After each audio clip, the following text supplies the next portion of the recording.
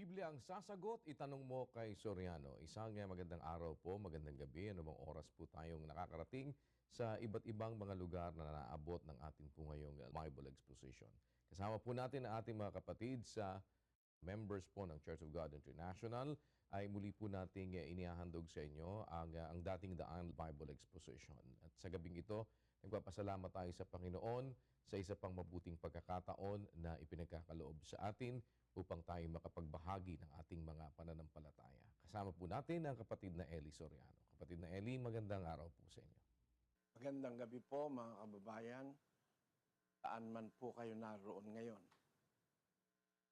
Hangad namin na sa pamagitan ng ganitong pagtitipon at pag-uusap ay magkaroon po tayo ng yung tinatawag na mutual understanding sa pag-uusap sa pananampalataya. Wala po kaming layunin na kayo ay kasamain ang loob o kaya ay atakihin kayo. Sa ganito pong ginagawa naming Bible Exposition ay binabagayan yung mga tanong ng mga sagot na nasusulat sa Biblia. Naniniwala kasi kami na ang Biblia po ay kumpletong aklat na nagmula sa Diyos. May sagot sa lahat ng mga tanong at sa lahat ng mga alinlangan ng tao ukol sa Diyos. At para mapatunayan natin ito, umpisahan na po natin. Kapatid na Eli, umpisahan po natin sa Taipei, Taiwan. May mga bisita po tayo kasama ni kapatid na Chris Narag. Tuloy po kayo dyan sa Taiwan. Magandang araw sa inyo. Salamat po sa Diyos sa mabuting pagkakataon. Kapatid Nelly, kapatid na Daniel, nandito po si Scora Liang. Siya po ay Roman Catholic. Narito po ang kanyang katanungan. Brother Eli, ako po ay isang Katoliko. Itanong ko po sana kung okay lang po ba ang makinig, maniwala sa aral ng iba't ibang relihiyon. Yun lang po. Alam mo kapatid na Cora, utos nga ng Diyos yun, makinig ka ng makinig suriin mo. It's just like an investigation. Parang iniimbestiga mo, alin ba tama, magkakaiba, magkakalaban. Suriin mo, makinig ka sa saksi ni Jehovah, makinig ka sa Katoliko, makinig ka sa Protestante. Tapos, huwag mong kalimutan, makinig ka rin sa akin. No? Utos ng Diyos yun. Sa unang Juan 4:1, sabi ganito, Mga minamahal, huwag kayong magsipaniwala sa bawat espiritu, kundi inyong subukin ang mga espiritu kung sila'y sa Diyos, sapagkat maraming nagsilitaw na mga bulaang propeta sa sanglibutan. Ayon, sabi ng Biblia, huwag kayong maniniwala sa bawat espiritu, huwag ka agad maniniwala. Subukin ninyo ang mga espiritu. Dahil maraming lumitaw na mga bulaang propeta sa sanlibutan, lagay mo sa Cebuano. Mga hinigugma, dili ninyo pagtuhoan ang tanan nga espiritu, kundi sulayan ninyo ang mga espiritu kung iya ba kini sa Dios. Kay daghang bakakon nga mga manalagna nga nanungha sa kalibutan. Sabi ng Biblia, no? Maraming manluloko ngayon. Kaya bago ka maniwala, suriin mo muna. Try the spirits if they are of God. Utos yan, hindi lang ng isang apostol ang nagsulat. Basahin pa natin kay San Pablo sa 5:21 ng Tesalonica.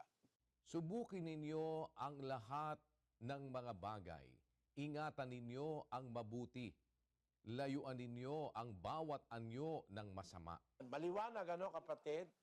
Subukin nyo lahat ng bagay para makita mo yung mabuti. Tapos, lalayo ka doon sa masama. Kaya, kapatid na Cora, napakagandang gawain yung makinig ka, pakinggan mo lahat. Pag ano-anuhin mo sa isip mo, pagka pare-parehohin mo, kumpara-kumpara mo, sino ba nagsasabi ng totoo? Basahin natin ang 7 ng Ecclesiastes 27. Narito, ito'y aking nasumpungan, sabi ng mangangaral, na iniaagapay ang isang bagay sa iba upang matagpuan ang kadahilanan. Iaagapay mo. Parang halimbawa, lalabang ka sa Miss Universe, kapatid na Cora, no? Itatabi ka nila sa ibang babae. Pagtatabi-tabihin kayo, titingnan ang mga ngiti nyo, titingnan yung mga pose nyo, titingnan yung mga sinusukatan pa nga, pati bewang, pati breast, pati yung abdomen, etc. Pinagkukumpa-kumpara kung sino talaga yung papasa sa standard ng judges. Yun ang tatanghaling Miss Universe. Kagaya ni Pia, kababayan natin. Nung araw, si Gloria Diaz. Tapos, si Margarita Moran, Pilipina rin yan. Naging Miss Universe din yan. Ngayon, meron tayong bagong Miss Universe noong 2018. Si Catriona Gray. Miss Universe din. Yan, bago tinanghal na Miss Universe, pinagtabi-tabi muna sila. Yan, mas maganda yan, puro maganda. Ang mga relihiyon ngayon, pag pinatabi-tabi mo, ang papangit nung iba Lukuhan dayaan. May mga relihiyon na kampi-kampi, ang papangit Pero kahit na pangit, kasi naman, ako pangit din naman ang itsura ko Pero yung aral ko, sa Biblia yon. Hindi pangit yun. Binabasa ko sa Biblia yon. Ngayon, kung ang pag-uusapan natin, aral, pagtabi-tabihin mo yung aral. Huwag mong pansinin yung paninira. Ang pansinin mo yung aral nila. Tama ba na si Kristo tao lang? Pagkukumpa-kumparahin mo yung aral para makita mo ang totoo. Kaya doon sa tanong mo, halimbawa, inimbitahan ka namin, punta ka, kapatid. At maligaya kami pag naimbitahan ka namin. Inimbitahan ka nila, punta ka rin sa kanila. Pagkumparahin mo yung maririnig mo, doon ka makakarating sa pagsusuri. Okay ba yun sa'yo, kapatid na Cora? Brother, maliwanag po. Salamat sa Diyos. Salamat. Pagpalain ka nawa ng Panginoon, kapatid. Salamat po at salamat sa Panginoon. Meron naman tayong mga panauhin din sa General Santos City kasama ni kapatid na Jerry Cabaniero. Tuloy po kayo dyan sa General Santos City. Kapatid na Eli, Sige, kapatid tuloy na po. Daniel, sa dako po ng General Santos City, na dito po ating panauhin, si kapatid na Eli Alamin. Narito po ang kanyang tanong. Good evening, Brother Daniel, Brother Eli. Good evening. I hope you're good health always. Napakaganda ng mga aral mo sa sanglibutan at isa na ako doon na nakasubaybay sa mga aral mo. Ngayon, mayroon lang akong konting clarification sa nabasa ko rin at sa mga aral mo. Ganito yon.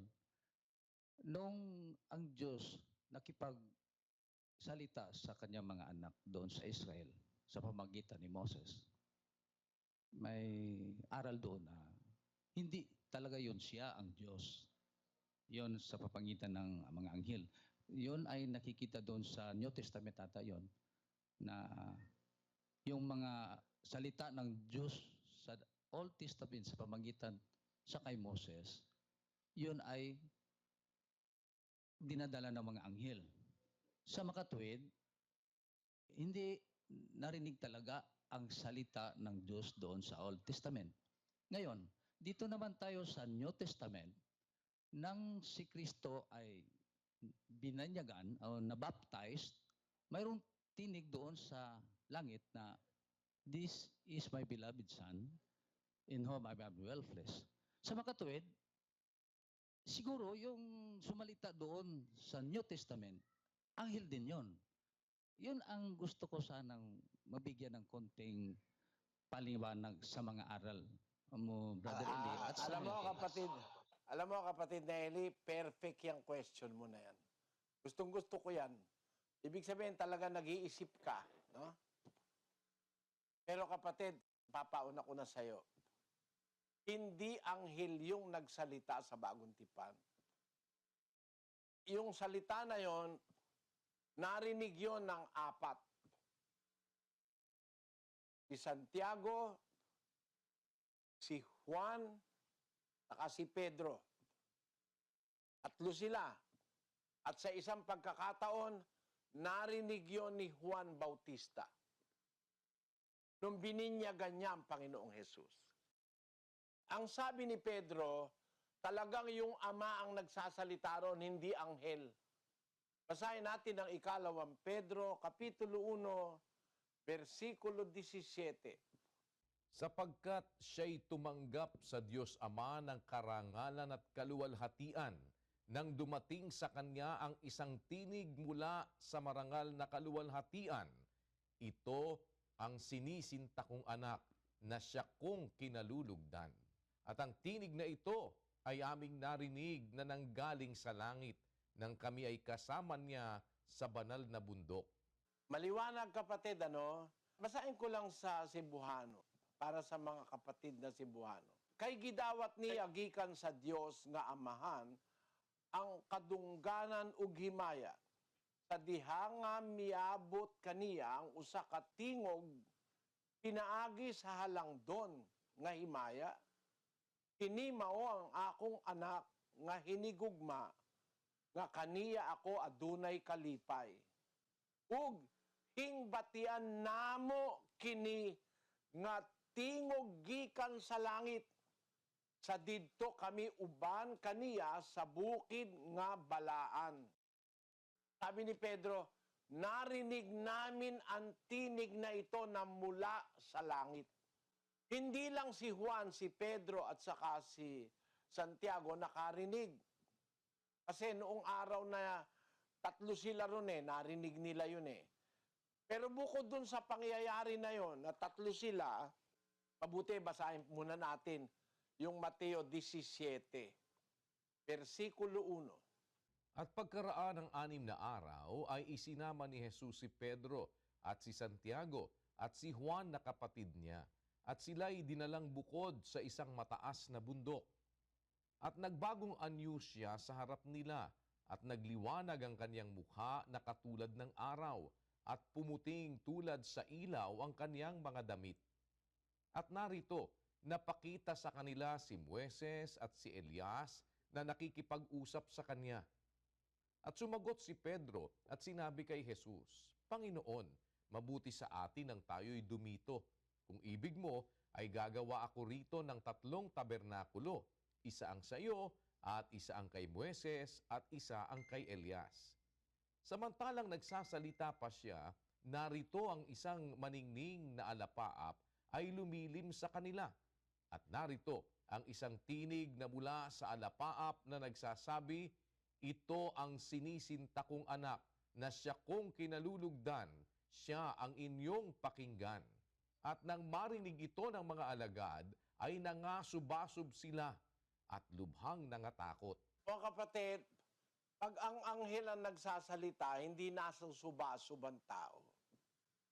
Nagsalita ang anghel kay Moises, hindi nasubasub si Moises. Nagsalita siya kay Gideon, hindi nasubasub si Gideon. Nagsalita siya kay Solomon, yung anghel, hindi nasubasub. Pero ito, yung 3 apostol, nasubasub lahat. Narinig nila mula sa langit. Ang katunayang hindi ito salita ng anghel, kapatid, kasi yun ang punto ni kapatid na Eli. Hindi ito salita ng anghel. Uulitin ko sa iyo ang 17:5. Samantalang nagsasalita pa si Pedro, siya, narito ang isang maningning na alapaap ay lumilim sa kanila at narito ang isang tinig na mula sa alapaap na nagsasabi, ito ang sinisinta kong anak na siya kong kinalulugdan, siya inyong pakinggan. Yung phrase o yung sentence, ito ang sinisinta kong anak na siya kong kinalulugdan, walang pwedeng magsalita nun. Hindi pwedeng sabihin ng anghel yun. Ang ama lang ang may karapatang magsabi nun. Si San Pablo ang may sabi niyan. Hebreo 1:5. Sapagkat kanino nga sa mga anghel sinabi niya kailanman, ikaw ay aking anak, ikaw ay aking ipinanganak ngayon, at muli ako'y magiging kaniyang ama, at siya'y magiging aking anak. Ayon, kanino sa mga anghel sinabi niya kailanman, ikaw ay aking anak?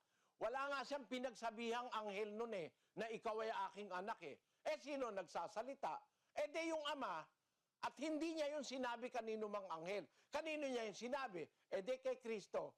Kaya nung nagsabi siya, ito aking anak, siya mismo ang nagsasabi, hindi ang anghel. Nakita mo yon kapatid na Eli?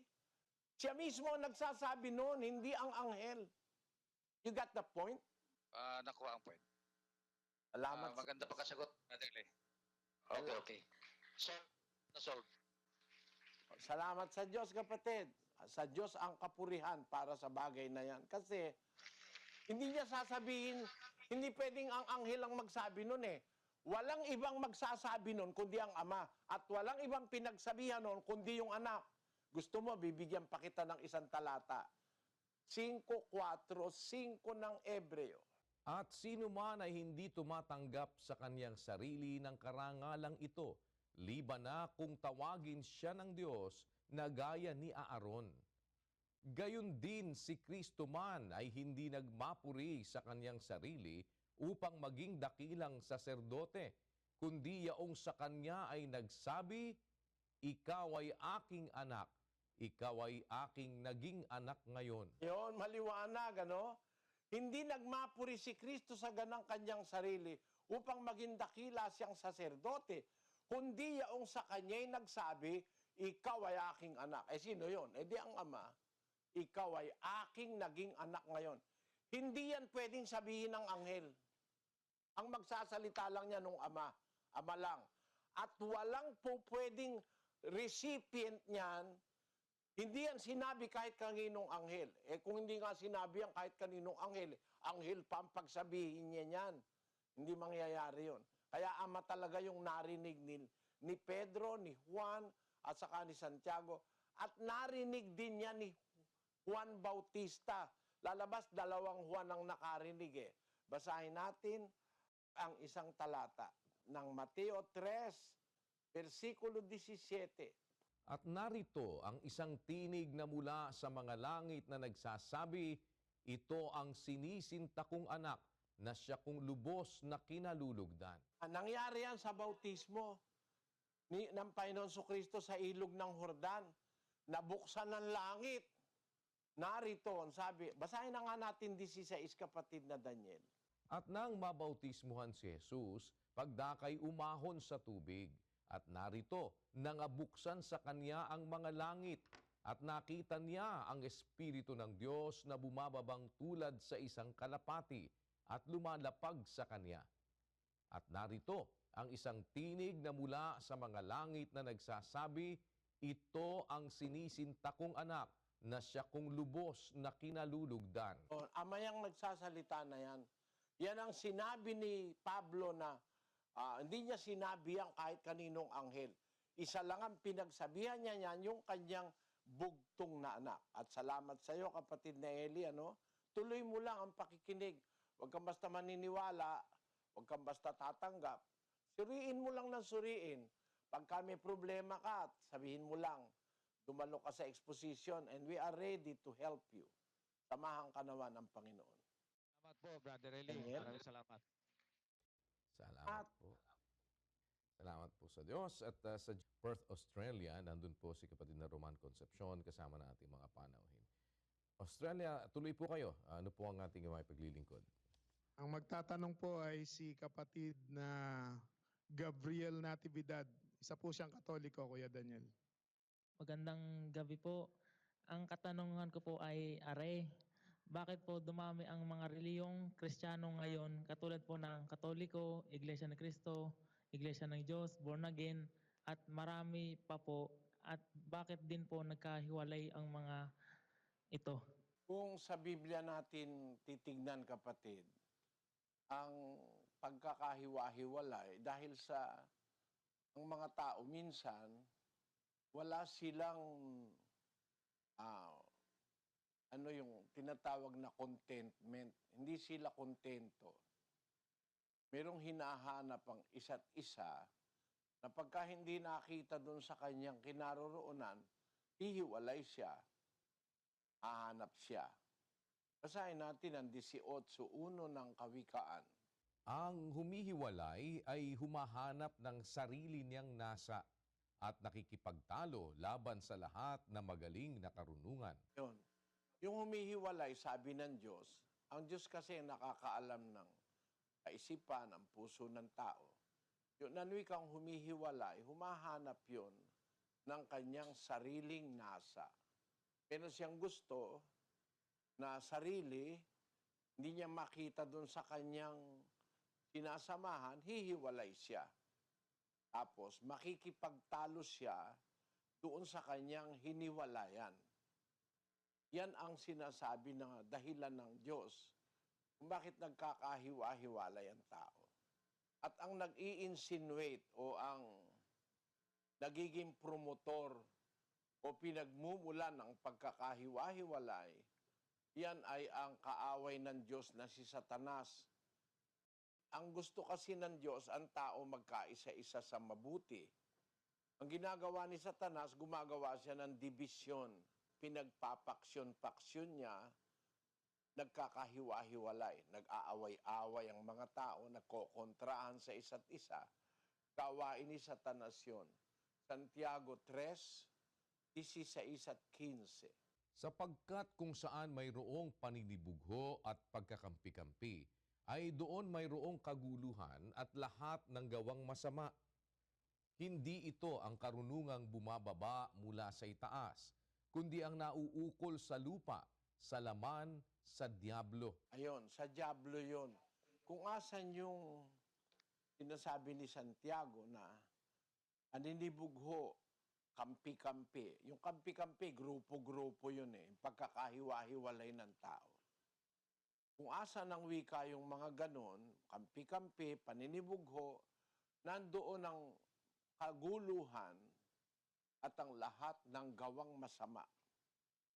Yan ang pinanggagalingan ng mga sari-saring kasamaan, dayaan, kasamaan, siraan, at saka yung gera, kampi-kampi, kaguluhan, mga paninibugho, mga pagkakaalit. Yang lahat ng yan, nandyan ang lahat ng gawang masama. Pag-isip ka na ng lahat ng gawang masama, nandoon sa mga taong nagkakampi-kampi, naninibugho, at saka mga nagkakagulo-kagulo. Hindi ang wika ito, ang karunungang bumaba, buhat sa itaas, hindi galing sa Diyos yan, kundi nauukol sa lupa, sa laman, at saka sa diablo. So, ang diablo, ang promotor, siya ang ugat ng lahat ng pagkakagulo dito sa lupa.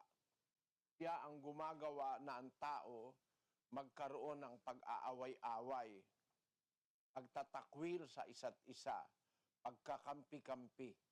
Samantalang ang gusto naman ng Diyos, ang tao ay magkaisa. Para sa Diyos, yung nasa 133:1 ng awit, basahin natin. Masdan ninyo na pagkabuti at pagkaligaya sa mga magkakapatid na magsitahang magkakasama sa pagkakaisa. Ang gusto ng Diyos, ang mga magkakapatid, magsitahang magkakasama sa pagkakaisa. Pagkaisa-isa.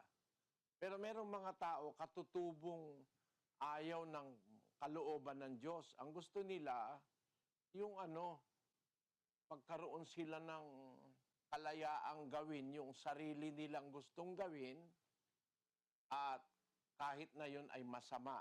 Kaya ang nangyayari, nagkakahiwa-hiwalay. Merong pagkakampi-kampi. Merong pagkakabaha-bahagi. Ang sabi sa English, divisions, no? Factions. Ayun na, and confusion, strife, envying, sa iba-ibang salin ng Biblia. Mababasa natin yon na ang dahilan ng lahat ng kasamaan sa lupa ay yung pagkakabaha-bahagi, pagkakampi-kampi, na hindi nagkakaisa ang mga tao. Meron kasi tayong dapat na pagkaisahan, mga kapatid. Pero ayaw nung iba doon sa mabuti. Ayaw nila nung matuwid. Ayaw nila nung fair. Gusto nila lamang sila. Kung gusto nila minsan ay wag silang naaagrabyado.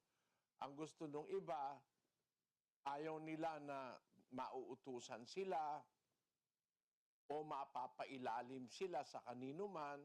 Doon na nag-uumpisa ngayon yung strife, yung paglalaban-laban at pagkakampi-kampi. Yan din ang dahilan kung bakit dumami ang mga relihiyon sa ating panahon. Hindi lang naman ang relihiyong sinasabi na Kristiyano, no?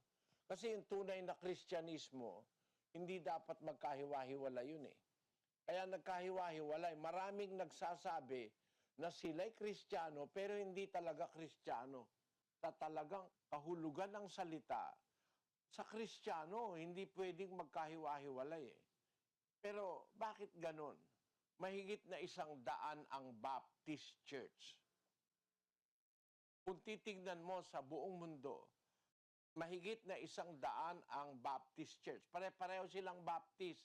Pero merong Southern Baptist, may Conservative Baptist, may Modern Baptist, may United Baptist, etc. Bakit nagkaganon? Iba-iba sila ng leader. Iba-iba sila ng paniniwala. Ganon din yung Katoliko, no? Dati magkasama ang Katoliko at saka yung Church of England. Nung hindi magkasundo yung mga taga-Inglaterra, humiwalay sila sa Katoliko. Meron pang isang humiwala, yung mga tinatawag ngayon na Orthodox Catholicism. Yun ang nangyari sa kasaysayan.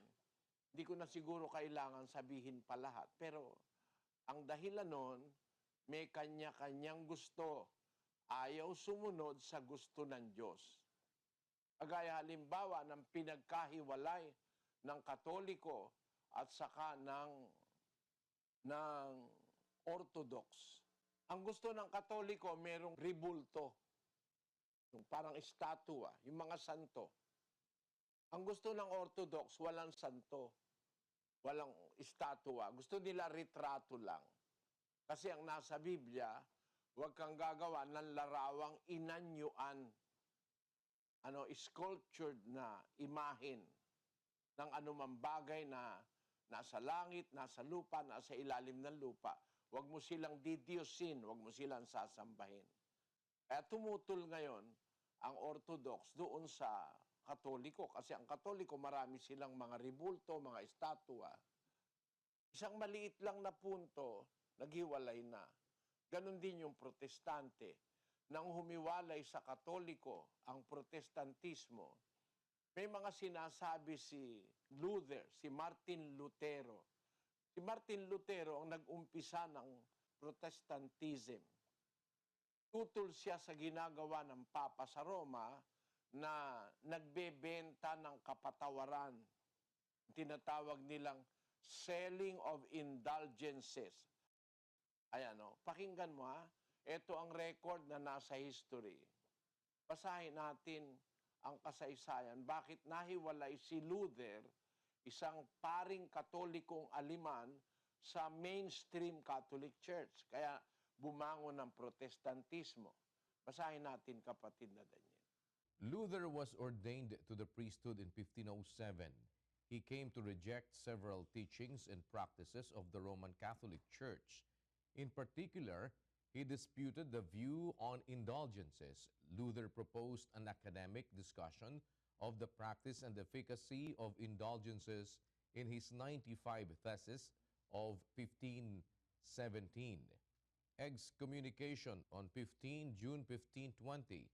The Pope warned Luther with the papal bull edict Exsurge Domen that he risked excommunication unless he recanted 41 sentences drawn from his writings, including the 95 Theses, within 60 days. That autumn, Johann Eck proclaimed the bull in Meissen and other towns. Karl von Miltitz, a papal nuncio, attempted to broker a solution, but Luther, who had sent the Pope a copy of On the Freedom of a Christian in October, publicly set fire to the bull and decretals at Wittenberg on 10 December 1520, an act he defended in Why the Pope and his recent book are burned and assertions concerning all articles. As a consequence, Luther was excommunicated by Pope Leo X on January 3, 1521 in the Bull Dicet Romanum Pontificem. Yan. Ang kasaysayan ni Luther, ang Papa mismo ang nagtiwalag sa kanya kasi marami siyang mga sinasabing laban sa Katoliko, ay sabi ng Papa, bawiin mo yan. 41 bagay ang ipinapabawi ng Papa sa kanya. Hindi niya binawi. Sumulat ngayon yung Papa na sabi, bawiin mo. Hindi binawi, sinindihan niya yung sulat. Tapos ay nagdeklara siya na laban siya doon sa mga ginagawa ng mga Katoliko. Bagaman dati siyang paring Katoliko. At ayun, gumawa ang Papa Leo X on January 3, 1521, the Bull Dicet Romanum Pontificem. Iwalag siya. Doon nag-umpisa ngayon ang protestantismo, kapatid. Siguro yung iba, hindi naman nila na papagtuunan ng pansin. Pero kaya humiwalay si Luther sa Katoliko, marami siyang napupuna na mga maling ginagawa sa Katolisismo. At hindi siya para manira kasi pari rin siya.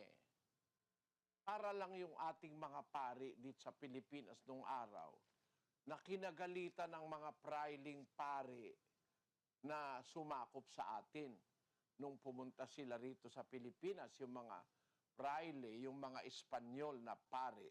Galit sila sa ating mga paring, pagaman sila pari ring Katoliko, siguro meron silang nakikitang hindi tama. Nagsasalita sila ng hindi nila gusto. Ayan, pinatay yung 3 pari una, yung Gombursa, si Padre Gomez, Burgos at Zamora. Mga paring Katoliko yan. Ipinapatay nila yan. Tapos meron pa sa Cavite, yung tinatawag na 13 martires, 13 mga martir na pinapatay ng gobyerno Espanyol na Katoliko sa Pilipinas. Yan, baka ngayon sa ating panahon, wala nang nakakaalam na mga kabataan ng istorya noong pagpapatay. Kagaya ni Jose Rizal na ating pambansang bayani. Ipinapatayan ng gobyerno Katoliko na noon ay nakakapaghari sa Pilipinas. Ang dahilan kasi si Rizal nagsulat ng Noli Me Tangere at ng mga iba't ibang aklat na bumabatikos sa paniniwalang Katoliko. Yung El Filibusterismo at saka yung Noli Me Tangere. Na diyan sa aklat ng Noli Me Tangere, sinasabi ni Rizal, hindi totoo yung aral ng Katoliko na purgatorio. Wala yun sa Biblia. Doon sa pahina 72 ng Noli Me Tangere ay kanyang ipinaliliwanag na hindi totoong mayroong purgatorio. Kaya nakagalitan siya ng mga pari kasi siguro hindi nila mapatunayan talagang may purgatorio. Ganyan ang mga nangyayari. Kaya ang mga relihiyon hindi pwedeng magkaisa-isa talaga. Meron kasing mga tao ayaw talaga sa totoo. Ayaw. Sa 3:19 ng Juan, ang sabi ganito. At ito ang kahatulan na naparito ang ilaw sa sanglibutan at inibig pa ng mga tao ang kadiliman kaysa ilaw sapagkat masasama ang kanilang mga gawa. Ang mga tao ayaw ng ilaw, ayaw ng liwanag. Mas gusto pa nila yung dilim. No? Sa spiritual, pati sa literal, tama yan eh. Ang tao pag gumagawa ng masama, mas gusto niya sa dilim niya ginagawa eh. Diba? Ayaw niyang nakikita siya. Ngayon, ganun din naman yung sa spiritual. Meron tao, ayaw talaga ng totoo. Gusto nila yung hindi tama. Gusto nila yung mali.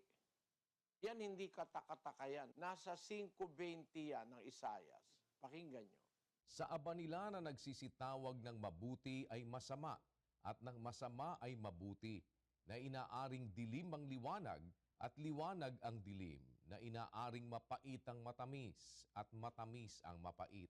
Mga tao baliktad ang gusto eh. Yung matamis, yun ang sa kanila ay mapait. Yung mabuti, yun ang masama sa kanila. Yung dilim, yun ang sa kanila ay maliwanag. No? Baliktad. Meron ganun mga tao. Paano mo ngayon yun kukumbinsihin na makipagkaisa doon sa talagang liwanag?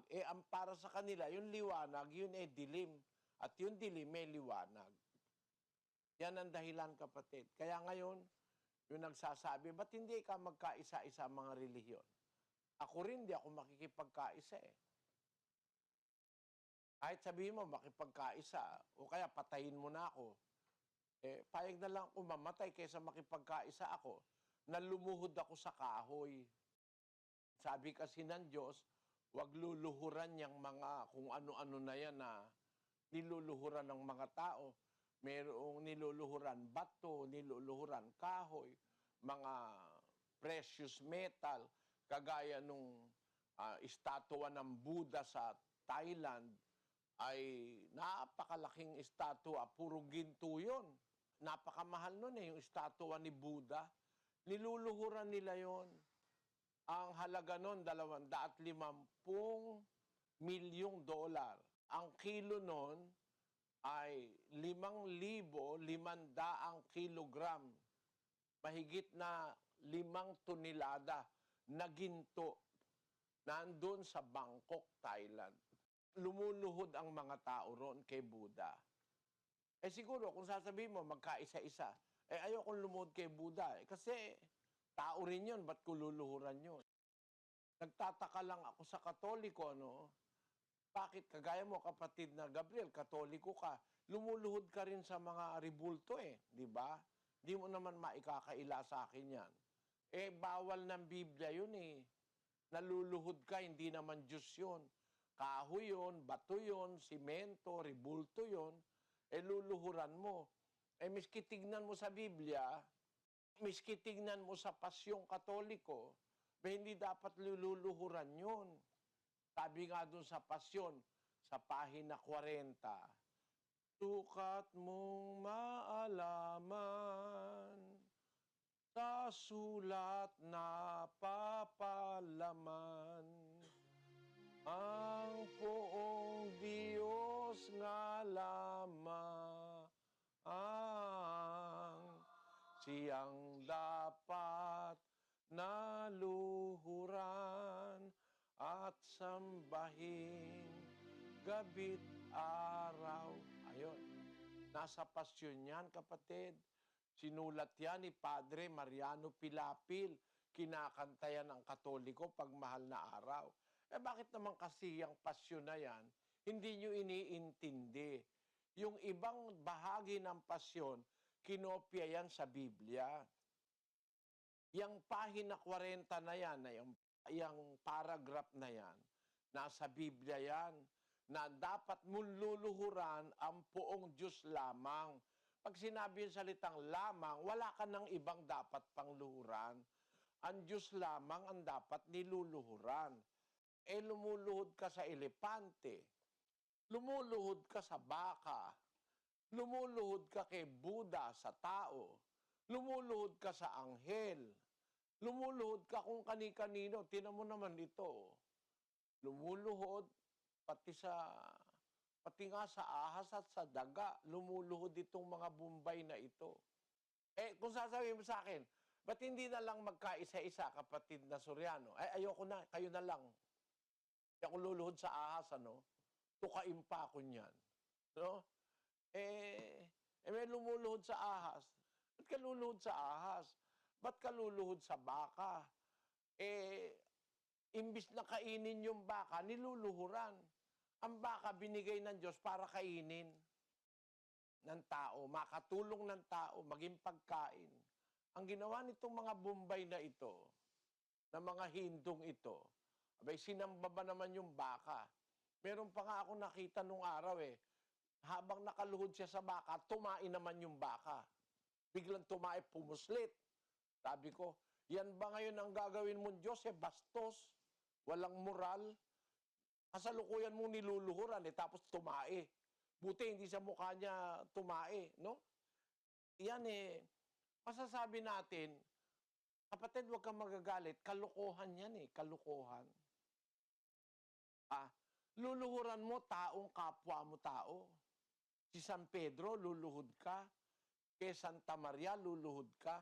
Luluhod ka kay San Pablo, kay San Juan. Tao rin yun, kapareho lang natin yun.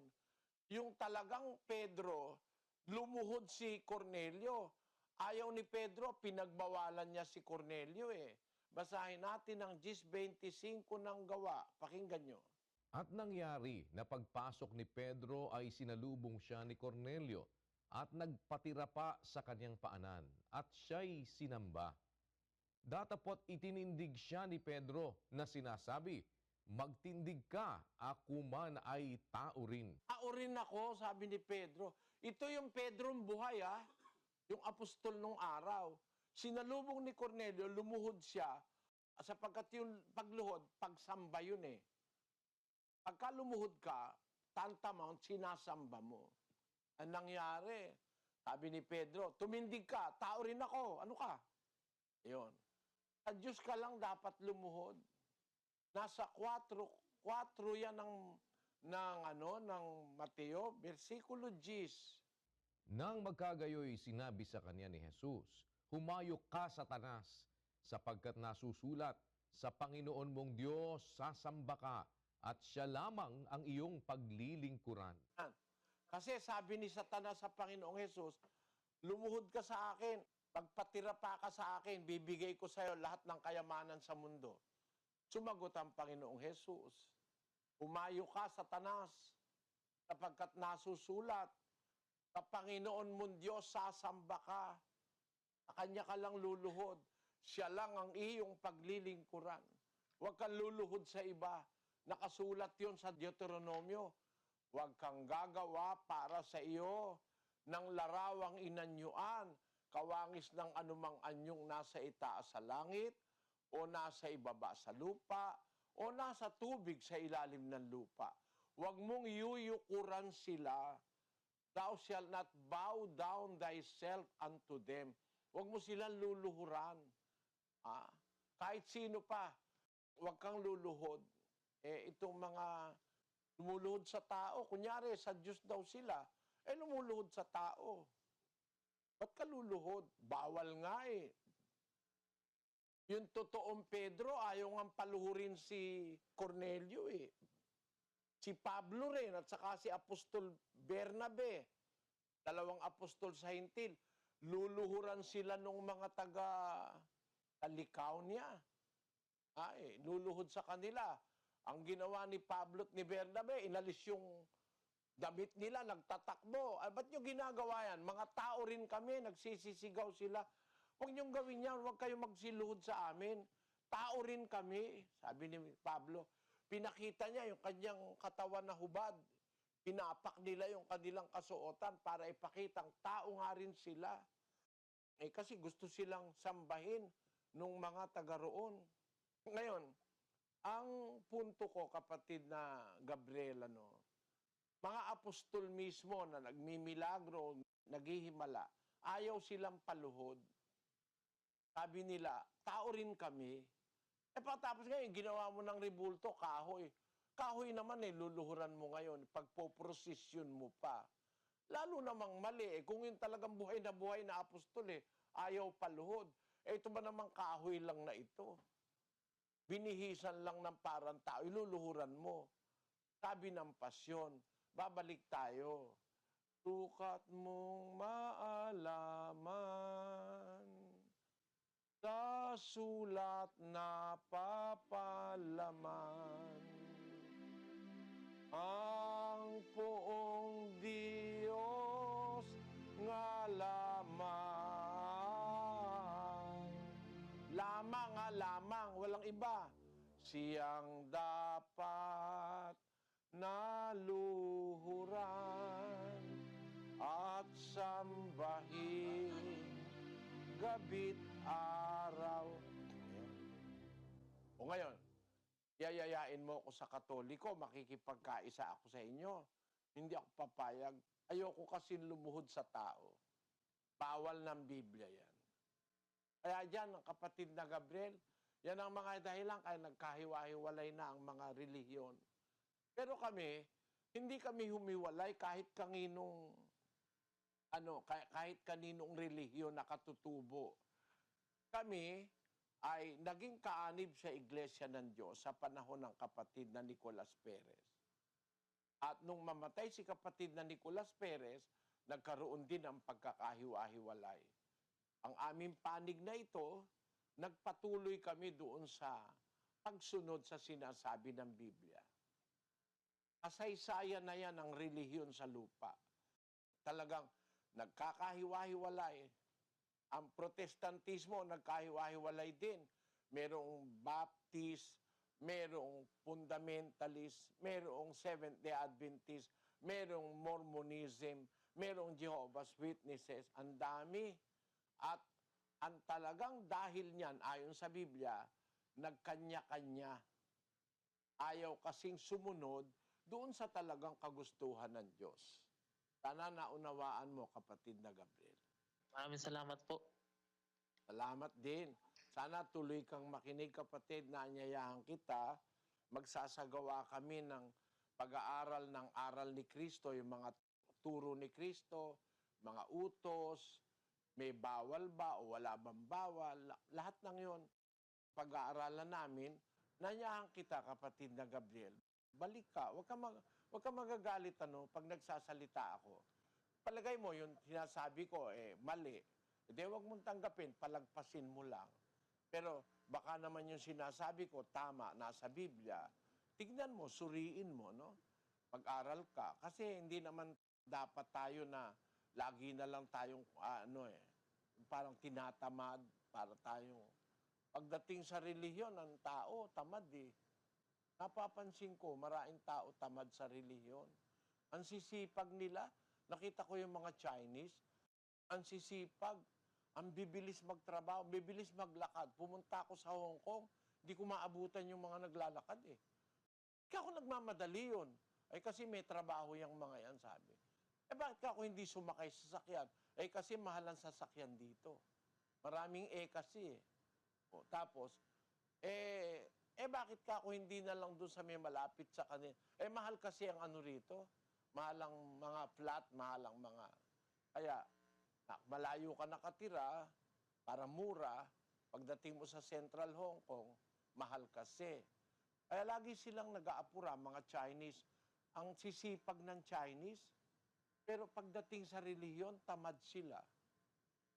Hindi sila aktibo na magsuri. Basta kontento na sila dun sa yumayaman sila sa kaninegosyo. Ang maraming Chinese, mayayaman eh. Sila ngayon ang pinakamaraming bilyonaryo sa mundo. Ang pinakamaraming bilyonaryo sa mundo ngayon ay nalagpasan na yata o hindi pa ang Amerika. Dati ang Amerika pinakamaraming bilyonaryo. Pero ngayon sa China, ito, pakibasa mo sandali ito kahit title lang, kapatid na Daniel. Ang sabi po, China gets a new billionaire every 5 days. Bawat 5 araw, may nagiging bilyonaryo sa China. At yan, bilyonaryo sa dollar, hindi sa peso. Hindi sa kung sa anumang Kaya, ang sisipag ng mga Chinese, hanga ako sa kanila. Kaya lang, ba't pagdating sa relihiyon, parang wala silang oras. Ganon din, mga Pilipino, ganon din eh. Basta kontento na tayo sa ating mga relihiyon, hindi na tayo nagsusuri. Kung niloloko na tayo, dapat nagsusuri tayo. Yan ang, kaya inaanyayahan ko kayo, mga kababayang, bisita natin ngayon, saan man kayong lugar naroon. Mag-uumpisa kami ng isang pag-aaral ng katuruan ni Kristo, mga utos, mga dapat gawin, mga bawal gawin, lahat ng aral ni Kristo. Sana po makadalo kayo. Sige, kapatid na Gabriel, salamat sa iyong pagdalo. Kapatid na Daniel. Po, salamat po sa Diyos. At puntahan naman natin po ang ating mga panauhin sa Tokyo, Japan. Ando si kapatid na June Gondayao kasama natin mga bisita. Japan, please. Tuloy po kayo. Kapatid na Daniel, salamat po sa Diyos. At kapatid na Eli, narito po si kapatid na Luisa Hapon. Siya po ay isang Roman Catholic at narito po ang kanyang katanungan. Salamat po sa Diyos at nandito po ako ngayong gabi. Gusto ko lang pong malaman kung pwede po akong umattend muna bago po ako umanib sa inyo, Brother Eli Soriano. Ay, opo, umatin kayo na umatin. Kagaya nga, mag-uumpisa kami ng doktrina, Tagalog po yan, at saka Tagalog, Ilocano, Kapampangan, Bicol, at saka Bisaya. Naanyayahan ko kayong lahat na dumalo. Kung gusto mo, parang yung aking isa, meron akong tiyahin eh. Dumadalo siya, 30 taon eh. Hindi siya kaanib. 30 taon siya nakakadalo, paminsan-minsan. Tapos, nung malaman niya, kailangan pala siyang umanib, nung siya ay magno-90 anyos na. Salamat naman sa Diyos na anib. And bawa, buti lang kung aabot ka ng ganon. Kasi si Auntie Toyang ko, umabot siya ng mahigit 90 eh. Paano kung hindi ka umabot noon? Patay ka na. Lalabas, di ka na nga nakaanib. Pero kapatid na Luisa, pwede kang dumalo na hindi ka muna umaanib. Mas maganda nga yun eh. Masuri mo muna, malaman mo muna kung talaga bang ang tinuturo rito yung tamang aral, suriin mo yung sinasabi naming nasa Biblia. Ang wag mo na lang susuriin, yung lahat ng paninira sa amin, lalo na sa internet. Marami dyan, dinoktor na, mga video, dinodoktor. Pag hindi na nila madodoktor, hindi na ipapakita yung video, audio na lang, kuha ng audio, babalik ta rin, para mapaniwala lang yung tao na mapasama ako. Kaya yung mga naglalabasan sa internet, karamihan dyan, dinoktor nila eh. No? Kasi eto, mali ka ito. Paano hindi mali? Dinoktor nyo. Inedit nyo. Baka pwede nga nyo dyan. Pati nga ang retrato ko, ine-edit eh. Lalagyan ako ng mahabang buhok eh. Kaya hindi nakataka-taka yan. Mga kapatid, magsuri kayo, aralan suriin nyo. Ako naman kasi nangangaral ako Biblia eh. Hindi paninira ang pangangaral ko. Nagbabasa akong talata, sumasagot ako sa tanong. Tanong lang naman niya, pwede ba raw siyang umaten kahit hindi mo na umanib? O sige, umaten ka ng umaten dyan. Magsawa ka ng ka-attend kung ayaw mong umanib. You are welcome, kapatid na Luisa. Makita mo kung papaano lumingap sa kapwa-tao ang aming mga kapatid. Para kang, you feel at home there. Pag nandyan, wala kang problema dyan. Pati tanghalian, pati hapunan, pag inabot ka dyan, libre yan. Wala kang aalalahanin. Yan ang aming kalooban sa kapwa. At sana, samahan ka ng Panginoon, kapatid na Luisa. Opo, salamat sa Diyos po. Salamat po at salamat sa Diyos. Sa Kuala Lumpur, Malaysia po tayo, kapatid Richard Rivera. Go ahead po, tuloy kayo dyan. Salamat po sa Diyos, kapatid na Eli at kapatid na Daniel. Naririto po ang isa sa ating bisita, si Sis Nobi Pasa. Siya po ay isang Katoliko at narito po ang kanyang katanungan. Ito po ang aking tanong. Parehas po ba ang kapangyarihan ng Panginoong Hesukristo at Diyos Ama? Saan po sila magkaparehas at saan naman po sila magkaiba? Paki-explain na lang po dahil nais ko pong maliwanagan sa bagay na ito. Salamat kapatid na Nobia, no? Una-una, alam ko kaya mo tinatanong kasi sabi Katoliko ka. Ang aral kasi ng Katoliko, magkapareho lang daw yung ama't anak. Walang pagkakaungusan. Yun ang tinatawag nilang doctrine of Trinity. Yung Trinidad. Basahin nga natin, kapatid na Daniel. Ito po sa kanilang lathala, ang pananampalataya ng ating mga ninuno na isinulat ni James Cardinal Gibbons. Nasa pahina 8 po ito, ang pinagpalang Trinidad. Iniaaral ng Iglesia Katolika na may isang Diyos lamang. Sa isang Diyos na ito'y may tatlong iba't ibang persona, ang Ama, ang Anak at ang Espiritu Santo, na tunay na pantay-pantay at walang pagkakaungusan. Ewan ko kung ikaw ay Tagalog, kapatid na Novi. Pero yung salitang walang pagkakaungusan, malalim na Tagalog yun eh. Ang kahulugan ng hindi nagkakaungusan, ibig sabihin, perfectly sila na pantay-pantay. Pantay-pantay sila perfectly. Yun ang basahin natin sa English version niyang The Faith of Our Fathers, Brother Daniel. Opo, ito po ang sabi. In this one God, there are three distinct persons, the Father, the Son, and the Holy Ghost, who are perfectly equal to each other. Ayan, sabi nila, they are perfectly equal to each other, the Father, the Son, and the Holy Ghost. Yan ang doktrina ng Katoliko. Pero mali yan sa Biblia, kapatid na Novi. Huwag kang magagalit, Katoliko ka. Mali sa Biblia ang doktrina ng Katoliko na pantay-pantay lang daw yung Ama, Anak, at Espiritu Santo. Meron silang pagkakapareho. Pero hindi sila pantay-pantay na perfectly equal. Bakit? Ang sabi ng Panginoong Jesus sa 14:28 ng Juan, Narinig ninyo kung paanong sinabi ko sa inyo, papanaw ako at paririto ako sa inyo. Kung ako'y inyong iniibig, kayo'y mga gagalak dahil sa ako'y pasa sa Ama, sapagkat ang Ama ay lalong dakila kaysa akin. ang liwanag ano, pasa sa Ama ako. Kasi ang Ama lalong dakila kaysa akin. Sa English, Ye have heard how I said unto you, I go away, and come again unto you. If ye loved me, ye would rejoice, because I said, I go unto the Father, for my Father is greater than I. Father is greater than I. Nangangapalang ako, kapatid, ano, sa Cebuano. Ang sabi diyan, kay ang akong amahan, labaw pa kanako. Mas powerful yung ama doon sa anak. Kasi siya naman talaga ang pangunahin sa lahat. Mas mataas siya kay Kristo na kanyang anak. Basahin natin ang unang Korinto 11:3. Pakinggan mo, kapatid. Datapot ibig ko na inyong maalaman na ang Pangulo ng bawat lalaki ay si Kristo, at ang Pangulo ng babae ay ang lalaki, at ang Pangulo ni Kristo ay ang Diyos. Tama, mag-umpisa tayo.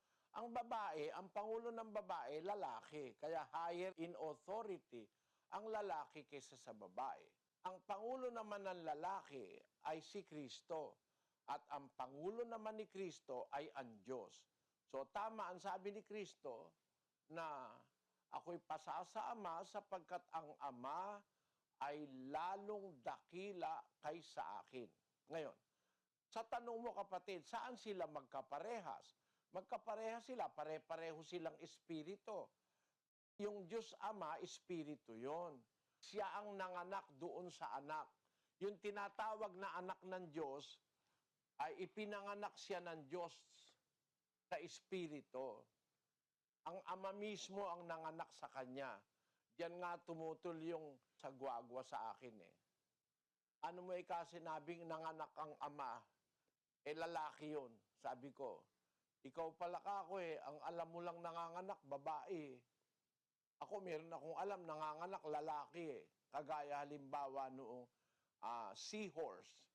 Yung seahorse, ang lalaki ang nanganganak, ang lalaki nagbubuntis. At pagka nanganak, ang dami. Pinakita pa nga yan sa ano eh. Kaya no, nanganganak yung lalaking seahorse. Ang ipapanganak niya, mga seahorse din, no? Ayan, male seahorse. Nanganganak siya.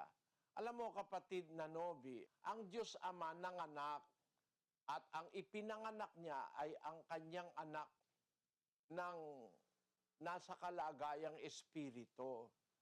Yung ipinanganak ni Maria, yun yung katawang tao, yung laman, yung katawan na tao ng Panginoon Kristo.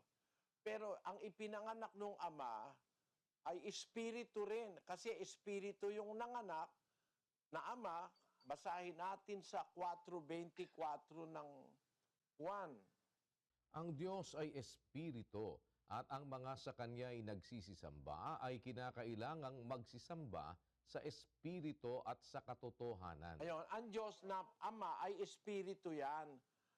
Ngayon, kung siya espiritu, nanganak siya.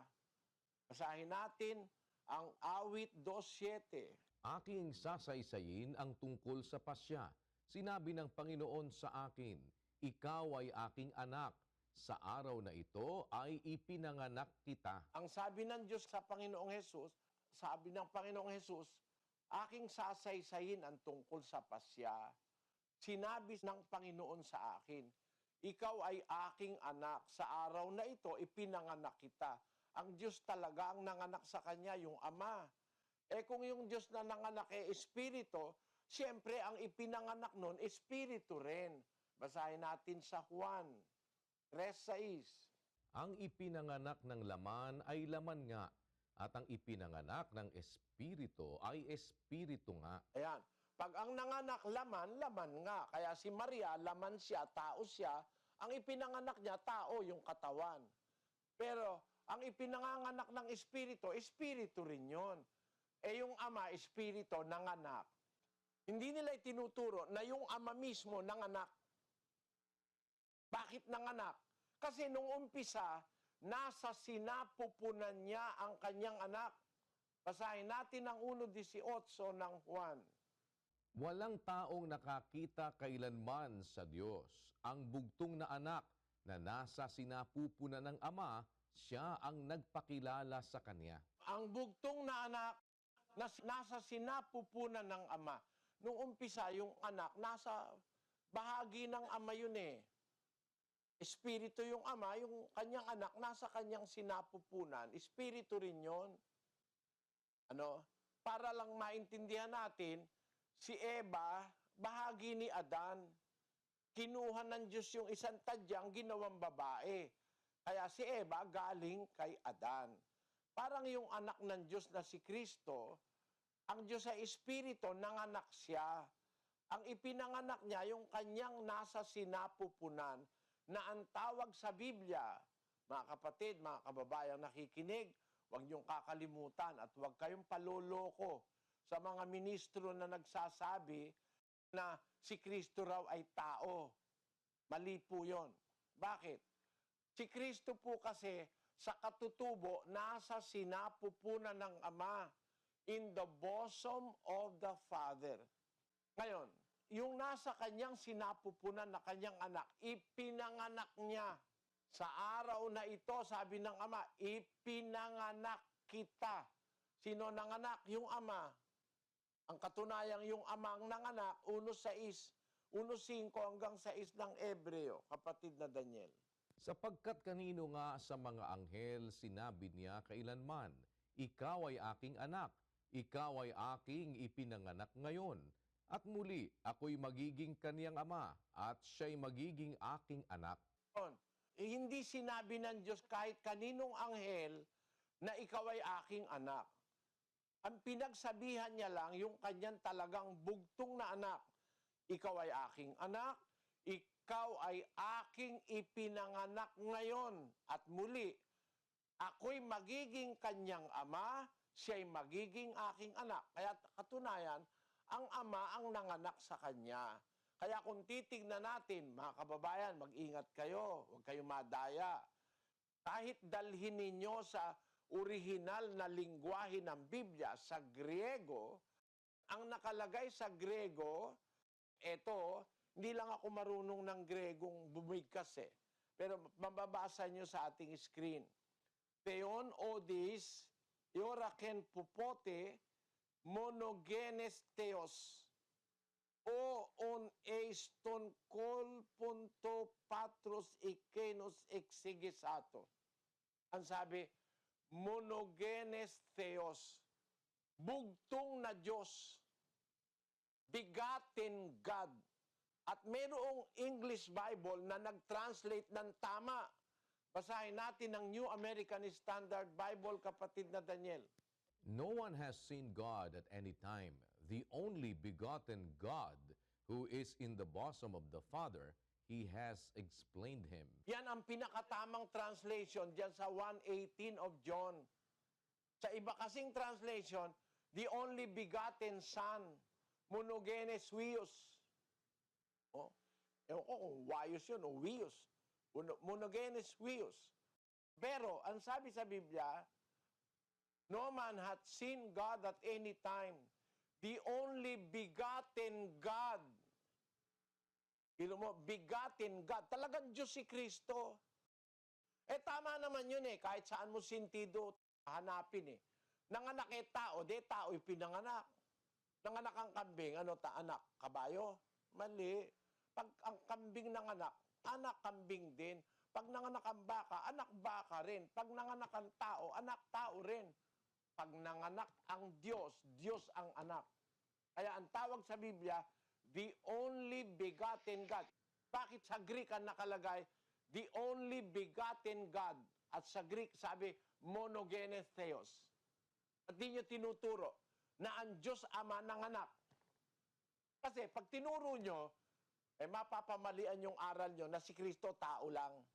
Kasi ang pinanganak ni Maria, tao Tama naman ang pinanganak ni Maria, tao. Nagdalang tao si Maria bakit?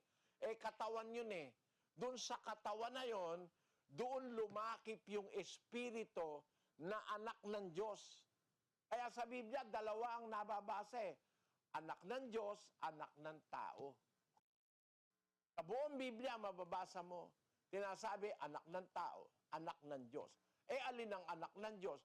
Yung espiritu na ipinanganak ng Diyos, wala pang mundo, wala pang universo, nanganak na ang Diyos. Yung espiritu na kanyang anak, na monogenes theos, o begotten God. Nung isugo niya sa lupa ang kanyang begotten Son o begotten God, nung isugo niya, kinailangang mangaral, magkaroon ng katawan tao. Yung katawan tao naman na yun ang ipinaglihi at ipinanganak ni Maria. Kaya ang tawag doon, anak ng tao. Ayun.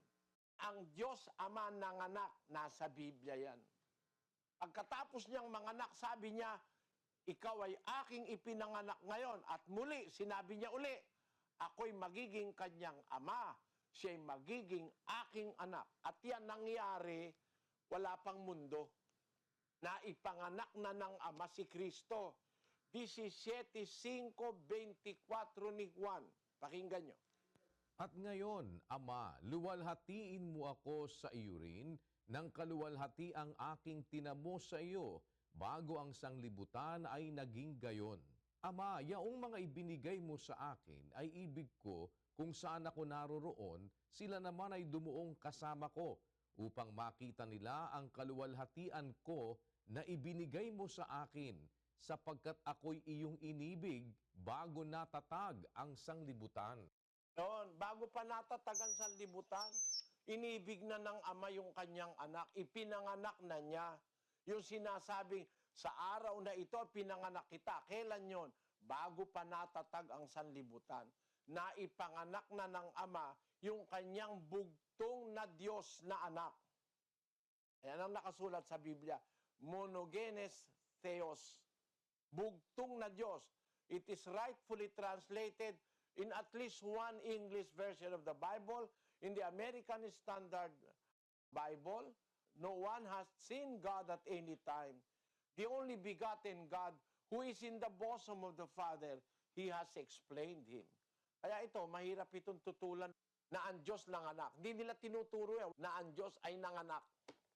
Kasi kung ang Diyos ang nanganak, yung pinanganak niya Diyos. Pero kapatid, como si Kristo, anak ng Diyos, hindi naman ibig sabihin como sila'y anak siya ng Diyos, pantay na sila. At saka yung Espiritu Santo, pantay-pantay. Hindi. Mas dakila ang ama kaysa anak. Talaga naman sa sentido, tama naman yun ako, anak lang ako. Siyempre, yung tatay ko, mas iginagalang ko kasi tatay ko siya No? Mas may kapangyarihan yun, mas marunong yun sa akin. Nung bata ako, siguro kahit ngayon, mas marunong yung tatay ko sa akin Professor yun Yung tatay ko, ako naman di naman nakatapos ng high school Yung tatay ko, nagturo pa sa UP yan siyempre, mas mataas yung kapangyarihan ng tatay kaysa sa anak. Ganon din naman sa Biblia. ang Ama mataas kaysa kay Kristo sa kapangyarihan. Pareho silang Espiritu, pareho silang Diyos, pero ang kapangyarihan ng Ama ay nasa ibabaw ng kapangyarihan ni Kristo. Naunawaan mo, kapatid na Nobi? Opo, salamat po sa Diyos. Salamat. Salamat po. Salamat sa Diyos. At lilipat naman po tayo ng Legazpi Albay. Si kapatid na Danny Navales at kapatid na Roland Antonio kasama na ating mga bisita. Go ahead po tayo dyan sa Albay. Salamat po sa Diyos at kapatid na Eli, kapatid na Daniel. Mula po dito sa Legazpi Albay, kapiling po natin ang ating mga kababayan dito Bicolano. At ang magtatanong po ay si Sister Margie Vivar Boticario, isang Katoliko at isang guro po siya dito sa Albay. Ito po ang kanyang katanungan, Brother Eli. Salamat po sa Diyos at naimbitahan po ako dito sa Bible Exposition. Ito po ang aking katanungan. Kailangan po bang may relihiyon ang tao upang siya ay mailigtas? Hindi po ba pwede na magkaroon lamang siya ng maayos at taimtim na relasyon sa Diyos upang maligtas? Salamat po. Salamat din sa pagdalo, kapatid na Margie. Unang-una, huwag ka lang ma-offend. Kasi yung notion na yan na ang kailangan ay relasyon lang, ang nagturo niyan mga born again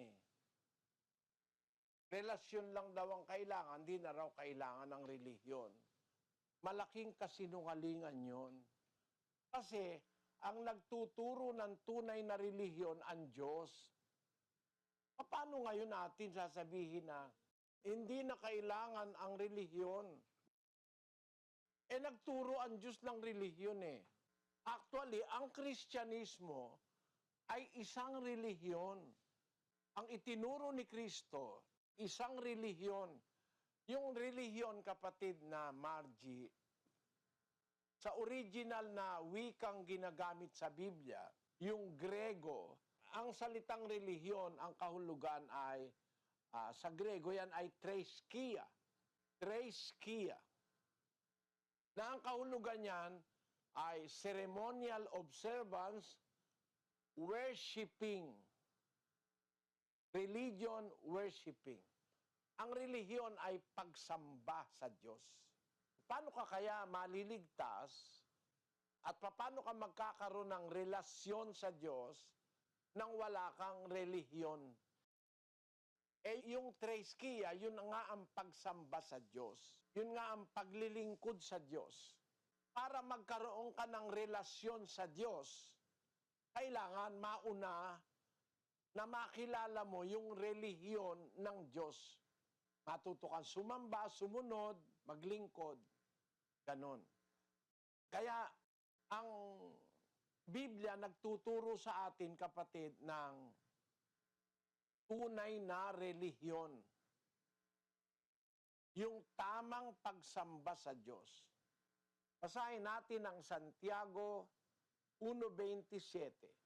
Ang dalisay na relihiyon at walang dungis sa harapan ng ating Diyos at Ama ay ito, dalawin ng mga ulila at mga babaing bao sa kanilang kapighatian at pag-ingatang walang dungis ang kanyang sarili sa sanglibutan. Mga apostol nagturo sa iglesia, nagturo sila ng dalisay na relihiyon. Si Santiago ay sumulat sa iglesia. Sabi niya, ang dalisay na relihiyon sa harapan ng Diyos at Ama ay magkaroon ka ng pagmamalasakit sa mga ulila, sa mga babaeng bao, at pag-ingatan ang sarili na walang dungis sa sanlibutan. So, yung sasabihin na hindi kailangan ng relihiyon, nagtuturo nga ang Biblia ng relihiyon kapatid. At pagka ang isang tao ay gustong maging dapat at maglingkod sa Diyos, kailangan matutunan niya yung tunay na relihiyon. At yung tunay na relihiyon, itinuturo yon ng mga apostol, ng mga ebanghelista na isinugo ng ating Panginoong Hesukristo. Sila ang naging tagapagturo nung tunay na kaparaanan ng pagsamba, paglilingkod, o ng relihiyon. Kapatid, para sasabihin natin nga, hindi kailangan. Ba't maituturo ng mga apostol kung hindi kailangan? Illogical, ituro mo ang isang bagay na hindi kailangan sa kapal ng Biblia tapos hindi naman pala kailangan, ituturo mo. Ang mga apostol, lahat ng kanilang turo, utos ni Kristo yon. 14:37 ng unang Korinto. Kung iniisip ninyo man na siya'y propeta o ayon sa Espiritu, ay kilalanin niya ang mga bagay na sa inyo'y isinusulat ko na pawang utos ng Panginoon. Nang isinulat ng mga apostol, pawang utos ng Panginoon. Sinulat nila relihiyon. Hindi naman pala kailangan. Pero kasi mga born again, na gano'n sabi, hindi kailangan na ikarelihiyon. Kasi para sa born again, ang isip nila ang relihiyon, yung iglesia. Ano?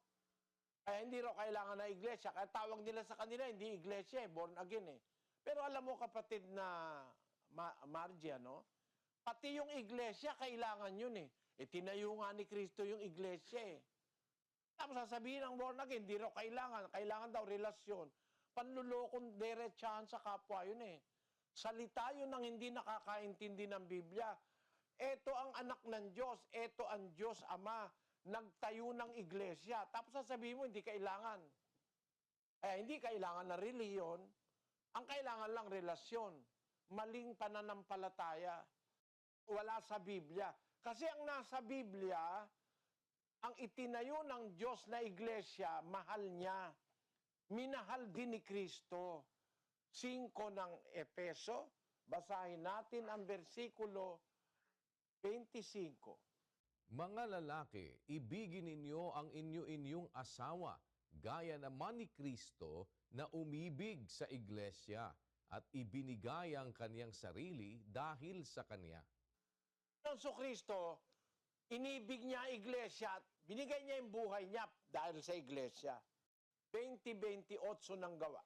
Ingatan ninyo ang inyong sarili at ang buong kawan na sa kanila'y ginawa kayo ng Espiritu Santo na mga obispo upang pakanin ninyo ang iglesia ng Diyos na binili niya ng kanyang sariling dugo. The church of God which He hath purchased with His own blood.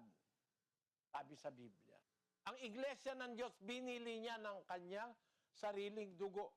Yun ba ngayon ang hindi na kailangan? Binili nga ng dugo ni Kristo Hindi raw kailangan na iglesia. Ang isa dyan, yung si Pat Robertson.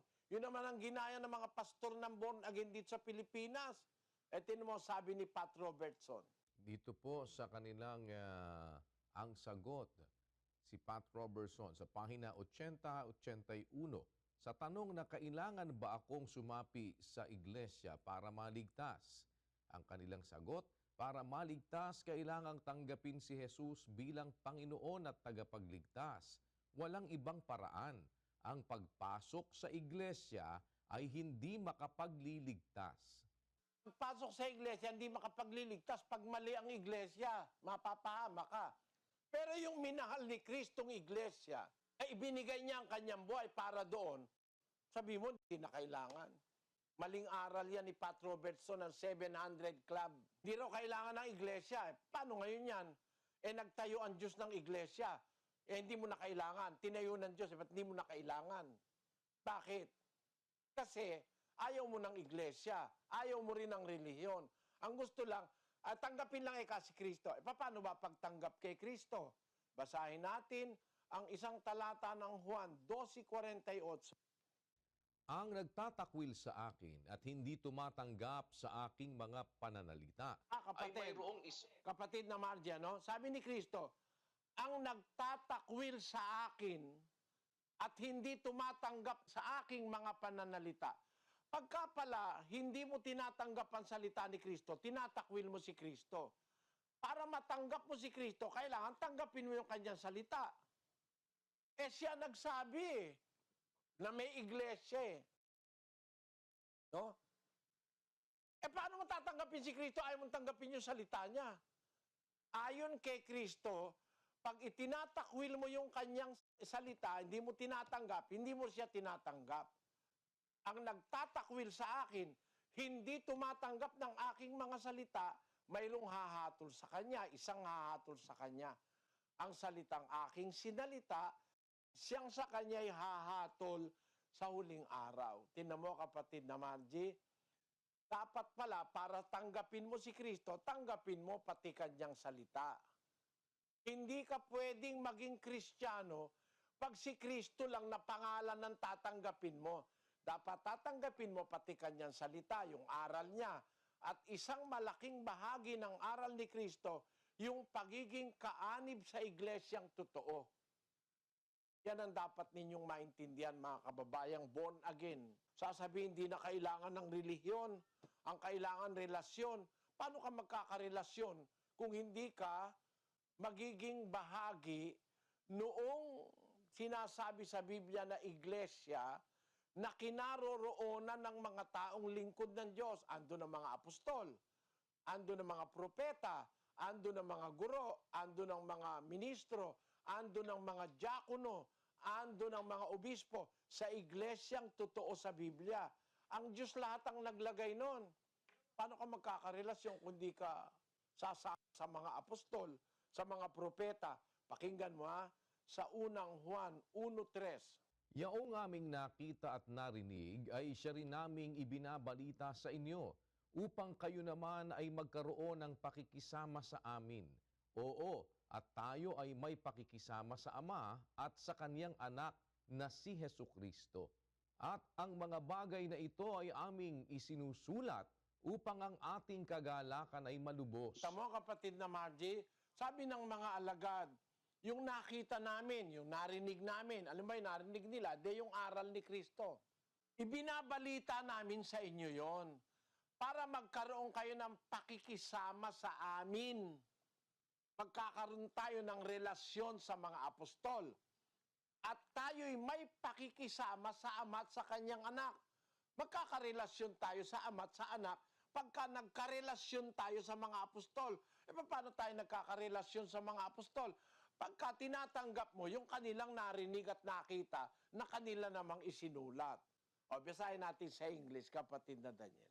That which we have seen and heard declare we unto you, that ye also may have fellowship with us. And truly our fellowship is with the Father and with the Son, Jesus Christ.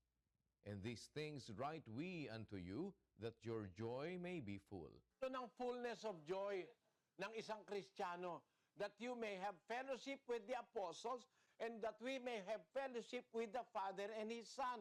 Ulit-ulitin mo, kapatid, ikaw naman po ay maestra, naiintindihan mo ito.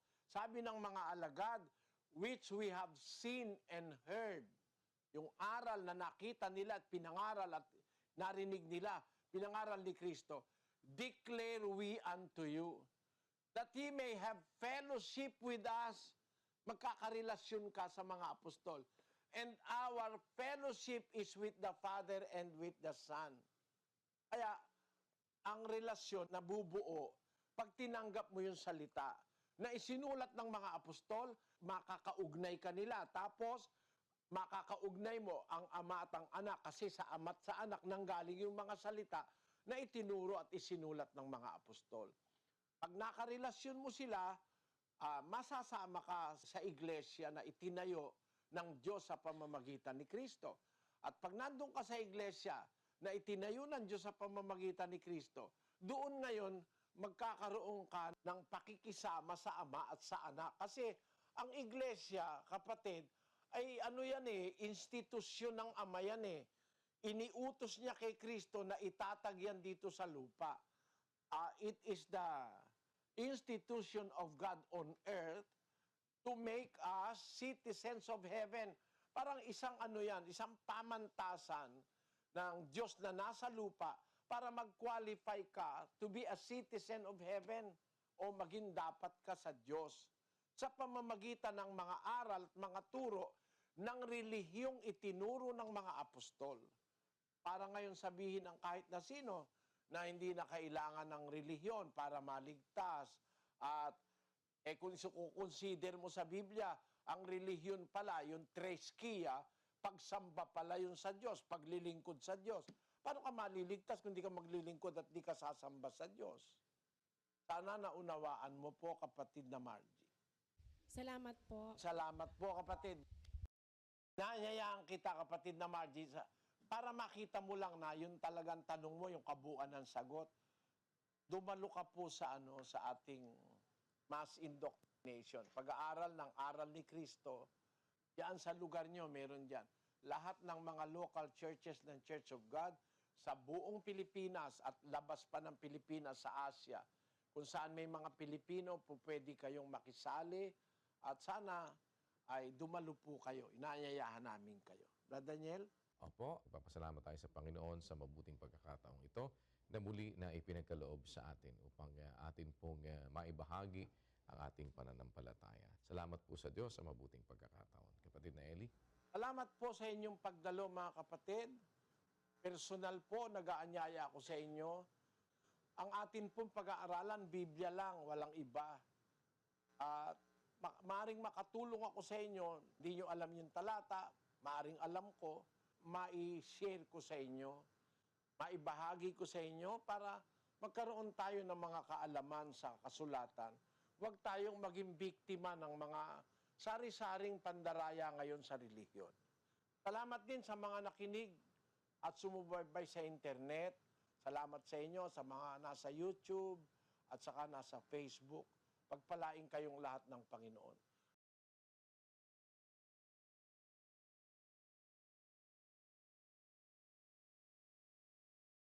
Tayo, puntahan po natin ang Pilipinas. Nandoon naman si kapatid na Danny Navales at kapatid na Ronald Antonio sa Balagtas, Bulacan. Kasama natin mga panahin. Go ahead, Balagtas, Bulacan, please.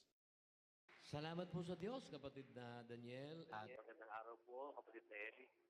Mula po dito sa Balagtas, Bulacan, ang isa pong magtatanong sa inyo po ay si Alberto Guay Jr. Isang iglesia ni Cristo at 31 years old po siya.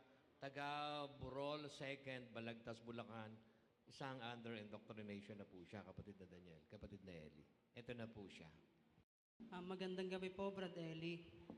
Nagpapasalamat po ako sa Diyos at payapa po akong nakadating po sa lugar na to para makapagtanong po sa inyo. Ako po ay handog po sa Iglesia ni Cristo. Bale, ako lang po yung Iglesia ni Cristo na hindi po naniniwala na ang Panginoong Hesus po ay likas pong tao sa kalagayan. Gusto ko lang pong i-prove na tama po yung aking palagay na hindi po talaga siya tao dahil naguguluhan po ako kasi marami po kasing talatang ginagamit ang INC na nagpapatunay na si Jesus Christ po ay tao. So, meron din po akong mga talatang narinig na hindi po talaga siya tao. So, nagpapasalamat po ako sa Diyos, binigyan po ako ng pangunawa tungkol po sa bagay na ito. Gusto ko pong ma-prove lang po dahil kayo lang po ang kapagbibigay po sa akin ng magandang sagot po sa bagay na ito. Naguguluhan po kasi ko. Ang totoo, kapatid, kung ikaw ay marunong mag-ugat-ugat, ang Biblia kasi nagtuturo ng mga ugat-ugat, mga origins, mga beginnings. Ang Biblia ganun Kung babasahin mo Henesis 1:1, kapatid na Daniel, Nang pasimula ay nilikha ng Diyos ang langit at ang lupa. tamo, ginagawan tayo ng Diyos ng awareness sa mga tinatawag na pasimula. Nang pasimula, nilikha niya langit, tapos ang lupa. Tama naman yon. Kahit sa siyensya, the universe is older than the earth. Sabi ng mga siyentipiko, ang universo is more or less 13.7 billion years old. Ang tanong mo, si Kristo ba'y tao o Diyos? Kaya tayo napunta, binibigay ko sa iyo ideya na ang Biblia nagtuturo ng mga umpisa. Ngayon, si Kristo, tao ba? Kung tao siya, dapat manggaling siya kay Eva at saka kay Adan, no? Tao ba siya sa katutubo ng kanyang kalagayan? Yung katutubong kalagayan, ano? Basahin natin ang 8 ng Juan sa versikulo 56. Nagalak ang inyong amang si Abraham na makita ang aking araw, at nakita niya at natuwa. Sinabi nga sa kanya ng mga Hudyo, wala ka pang 50 taon at nakita mo si Abraham? Sinabi sa kanila ni Jesus, katotohanan, katotohanang sinasabi ko sa inyo, bago ipinanganak si Abraham, ay ako nga. Yon. Wala pa pala si Abraham. Ang sabi ng mga Hudyo, wala ka pa 50 taon? Kasi kung ang pag-uusapan yung kanyang katawan, yung katawan ni Kristo, 30 taon lang siya mahigit nung siya ay mangaral Basahin natin ng Lucas, Kapitulo 3, versikulo 23. At si Jesus din, nang magpasimula siyang magturo ay may gulang na 30 taon na anak ayon sa sinasapantaha ni Jose, ni Eli. Yon. Nang magpasimulang magturo ang Panginoong Jesus, 30 taon siya. Kaya nung mag-encounter sila nung mga kaaway niyang mga Hudyo, sabi niya, nagalak ang inyong amang si Abraham nang makita ang aking araw. Nagalak siya't natuwa. Sabi ng mga Hudyo, wala ka pa 50 taon, nakita mo si Abraham? Sinabi sa kanila ni Jesus, katotohanang sinasabi ko sa inyo, bago ipinanganak si Abraham, ay ako nga. Yung salitang ay ako nga, sa English, basahin natin ang kahulugan ng ay ako nga. Sa translation ng New Living Bible, basahin natin, kapatid na Daniel. Jesus answered, the truth is, I existed before Abraham was even born. I existed before Abraham was born. Bago pinanganak si Abraham, nag-i-exist na ako. Bakit? Ba't niya sinabing nag-i-exist na siya bago pa ipinanganak si Abraham? Kasinungalingan ba yon? O exaggeration ba yon? 17:24 ng Juan. Ama, yaong mga ibinigay mo sa akin ay ibig ko kung saan ako naroroon, sila naman ay dumuong kasama ko, upang makita nila ang kaluwalhatian ko na ibinigay mo sa akin, sapagkat ako'y iyong inibig bago natatag ang sanglibutan. Di naman pala siya umiral lamang nung bago si Abraham Umiral na pala siya bago natatag ang sanlibutan. Paano mo sasabihin tao yan? Ang unang tao si Adan, ang pangalawa si Eva. Paano mo nasasabihin tao ngayon yan? Umiral siya bago pa nagkasanlibutan. Wala pang tao. Ang tao kasi nilalang sa alabok ng lupa. Wala pa lupa, wala pang planet Earth. Wala pa ang sanlibutan, ando na siya Ipinanganak na siya ng Ama. Kaya kay Kristo, nung nagsasalita siya, nasa lupa siya, may dalawang being, may dalawang kalagayan dun sa kanyang kalagayang nasa lupa.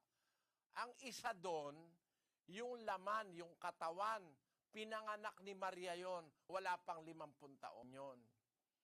Pero sa loob ng katawan, nandun yung Kristo na anak ng Diyos, yung Berbo, na ipinanganak ng Diyos bago pa nilalang ang sanlibutan o bago pa nagkaroon ng mundo na pinanggalingan ng tao.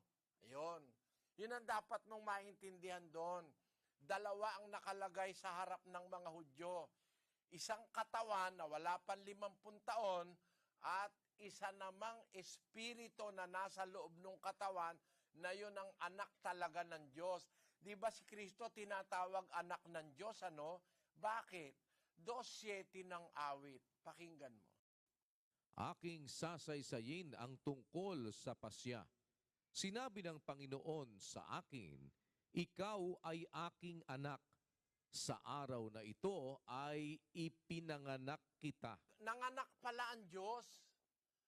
At meron sinasabi, sa araw na ito ipinanganak kita. Kailan ba siya ipinanganak ng Diyos? Yung araw na siya ipinanganak, kailan yun? 17:5 ng Juan. At ngayon, Ama, luwalhatiin mo ako sa iyo rin ng kaluwalhatiang aking tinamo sa iyo bago ang sanglibutan ay naging gayon. Ayun, bago ang sanlibutan naging gayon, pinanganak na siya ng Diyos. Alam mo ba kapatid yung prinsipyo niyan? Doon sa 3 ng Juan, Kapitulo 3, versikulo 6, basahin natin kapatid na Daniel. Ang ipinanganak ng laman ay laman nga, at ang ipinanganak ng Espiritu ay Espiritu nga. Yan, maliwanag yan, ano? Ang Diyos ay Espiritu, ang Ama. Di ba? Alam mo yon. Ang Diyos ay Espiritu, walang laman, walang buto. Tama ba yon? Ang Diyos ay Espiritu, walang laman, walang buto. Tama. Nasa Biblia yun eh. Ngayon, yung Diyos na Espiritu, nanganak yun. Pinanganak niya. Ang sabi ni Kristo, ang ipinanganak ng laman, laman nga. Ang ipinanganak ng Espiritu ay Espiritu nga. So yung Diyos na Espiritu nanganak, ang ipinanganak niya, ang anak niya, Espiritu rin. Natural yun. Ang anak ng kabayo, kabayo. Ang anak ng kalabaw, kalabaw. Ang anak ng Espiritu, Espiritu rin. Ang Ama ay Espiritu.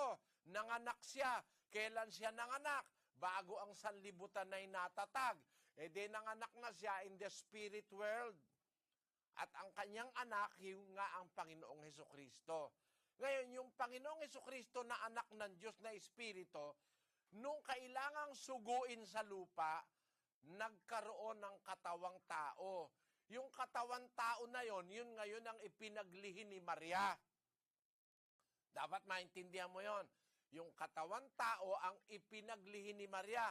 Hindi yung anak ng Diyos ang pinaglihi ni Maria. Dahil wala pa si Maria, nanganak na ang Diyos. Ipinanganak na niya yung kanyang anak na espiritu ring kagaya niya. Siyempre, ang pinanganak ng laman, laman. Ang pinanganak ng espiritu, espiritu. Yung amang espiritu, nanganak, espiritu yung anak niya.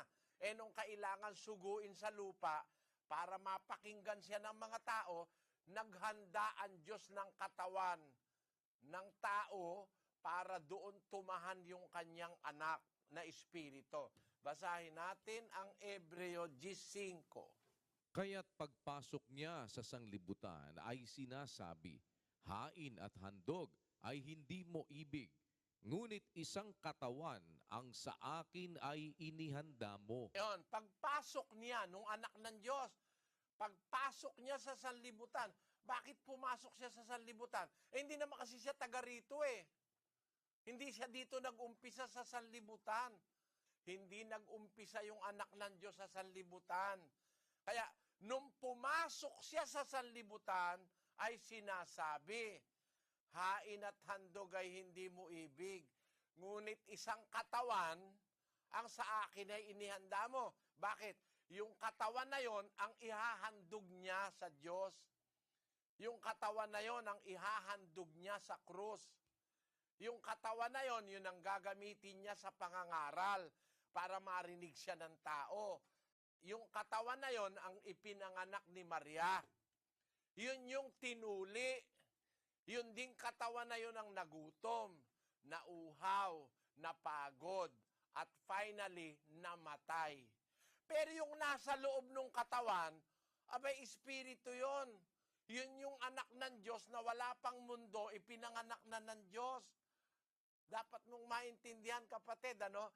Kaya pagkakausap ng mga Hudyo si Kristo, hindi nila maintindihan dahil dalawang bagay ang nasa Kanya na hindi nila naintindihan.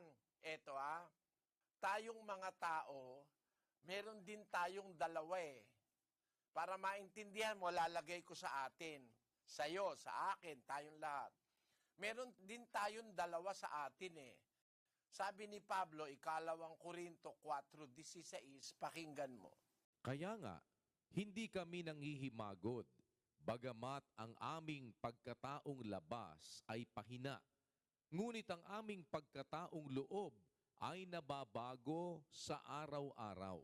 Ayun, meron tayong pagkataong labas, meron namang pagkataong loob, no? Yung pagkataong labas, pahina ng pahina, sabi ni Pablo, tumatanda.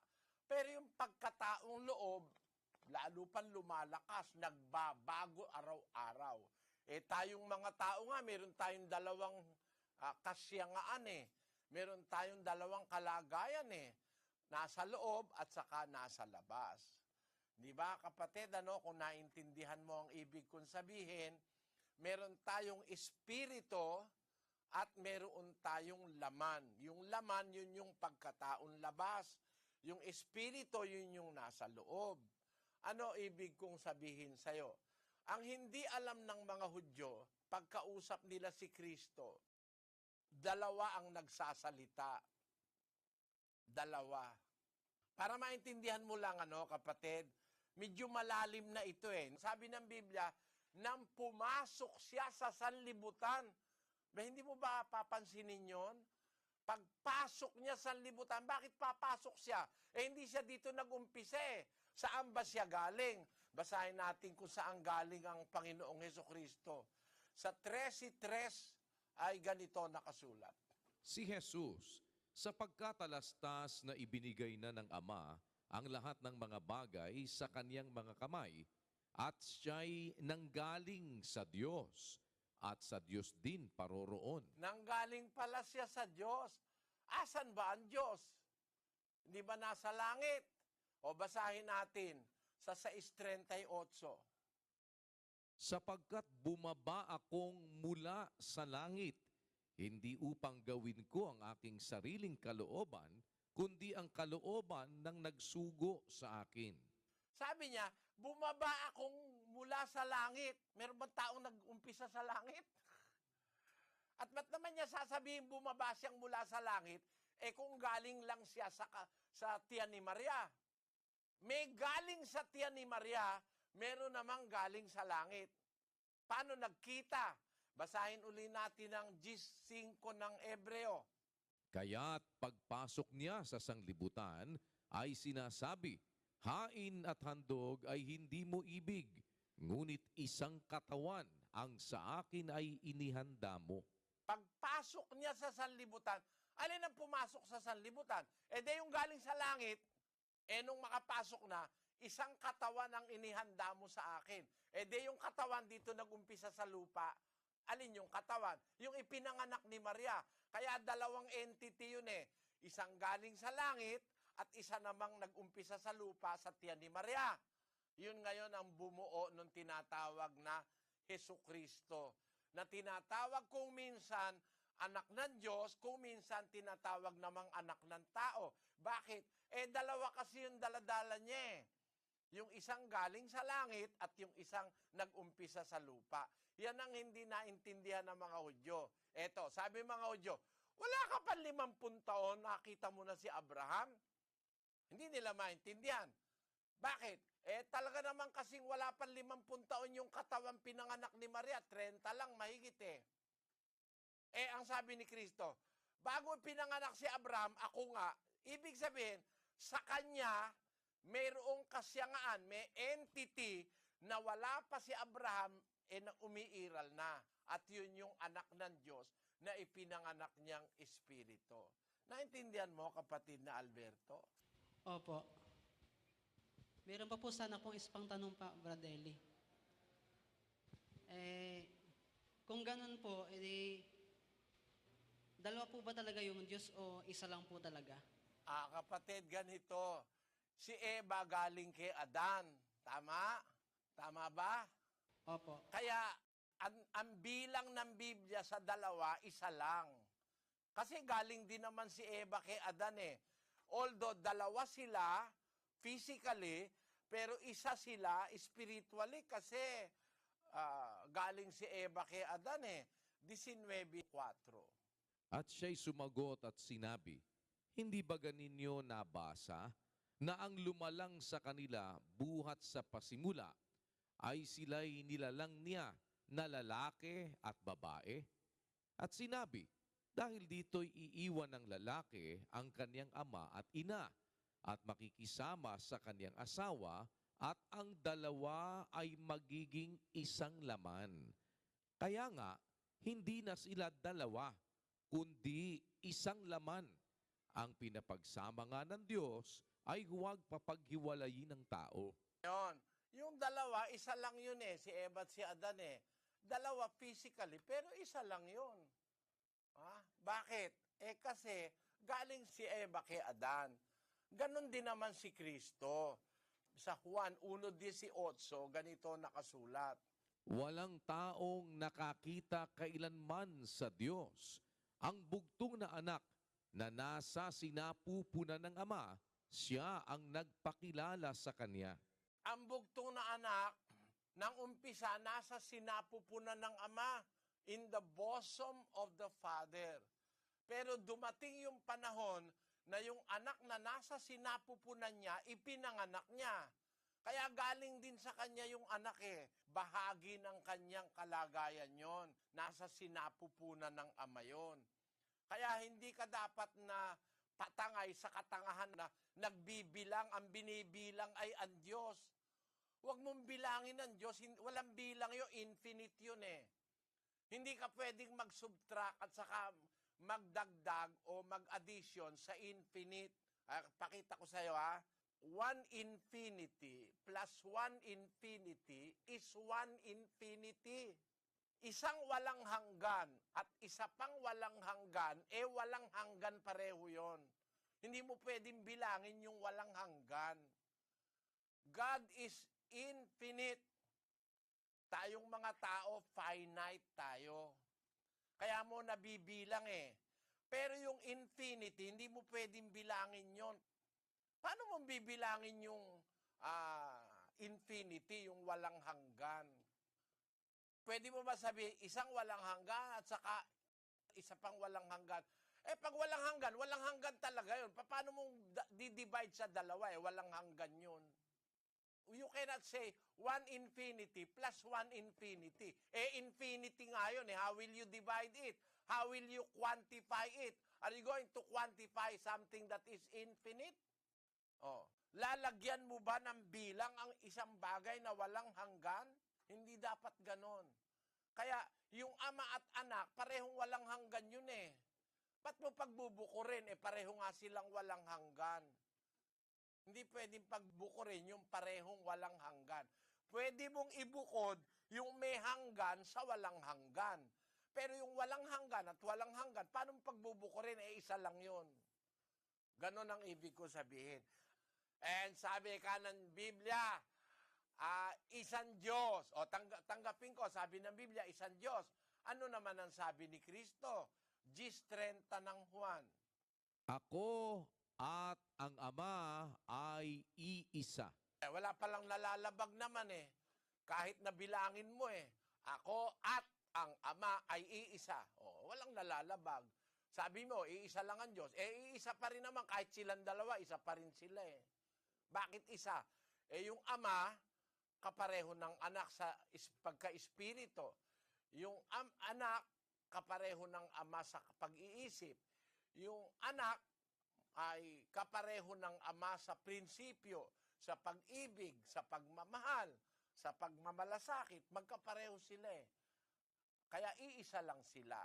Parang halimbawa, ang mga Kristiyano, pagka tayong lahat magkakadiwa, ano ang tawag sa atin ng Biblia? 3:28 ng Galacia. Walang magiging Hudyo o Griego man. Walang magiging alipin o malaya man. Walang magiging lalaki o babae man. Sapagkat kayong lahat ay iisa kay Kristo Jesus. Makilala ka nila, iisang Diyos na tunay. Ilan ka? Iisa. Lahat ng Kristiyano, iisa rin eh. Hindi isa, iisa. May emphasis, iisa. Kasi pag isa lang, hindi masyadong emphatic yun eh. Pero pag sinabing, iisa, only one, lahat ng Kristiyano, pati ikaw, pati ako, tayong lahat eh. Pagka tinanggap mo si Kristo, iisa lang tayo eh. O magbibilang ka pa ba ngayon? Sasabihin mo ba kay San Pablo, mali ka. Kasi ako, saka si Brother Eli, dalawa kami. Sabi ng Biblia, iisa tayo eh. Di ba?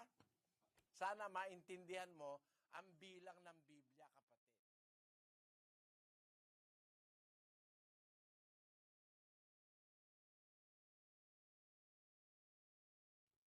Biblia ang sasagot, itanong mo kay Soriano. Magandang araw po sa inyong lahat, magandang gabi.